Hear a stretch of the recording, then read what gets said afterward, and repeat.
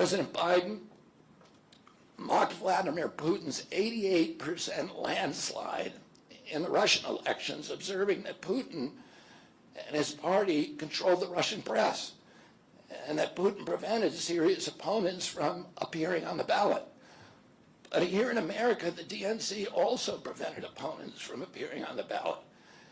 And our television networks exposed themselves as Democratic Party organs over the course of more than a year in a campaign where my poll numbers reached at times in the high 20s. The DNC-aligned mainstream media networks maintain a near perfect embargo on interviews with me.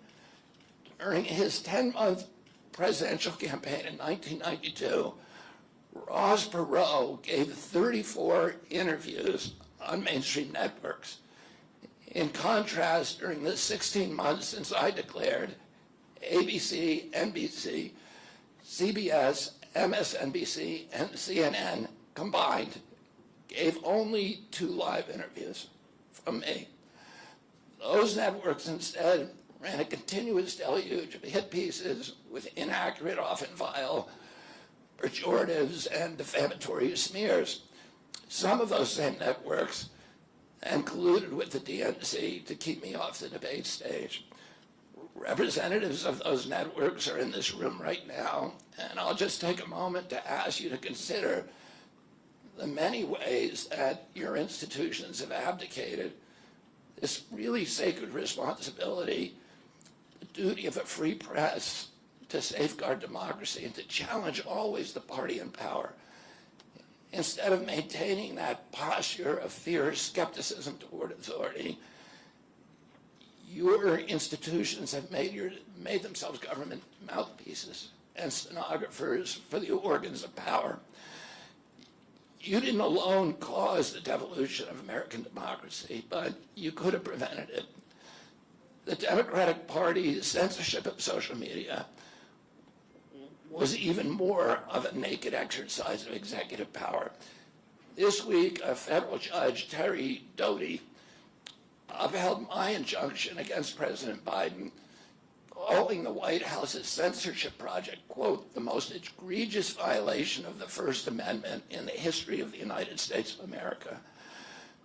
Doty's previous 155-page decision details how just 37 hours after he took the oath of office, swearing to uphold the Constitution, President Biden and his White House opened up a portal and then invited the CIA, the FBI, CISA, which is a censorship agency, it's the center of the censorship industrial complex, DHS, the IRS, and other agencies to censor me and other political dissidents on social media.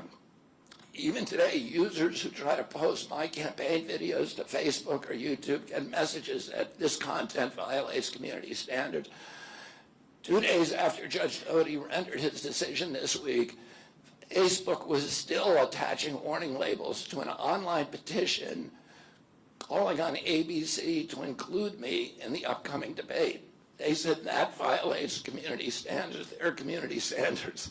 The mainstream media was once the guardian of the First Amendment and democratic principles, and it's joined this systemic attack on democracy.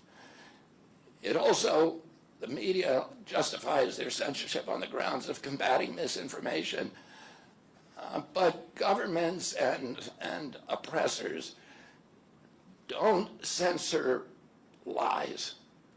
They don't fear lies. They fear the truth, and that's what they censor. And I don't want any of this to sound like a personal complaint, because it's not. For me, it's all part of a journey, and it's a journey that I signed up with.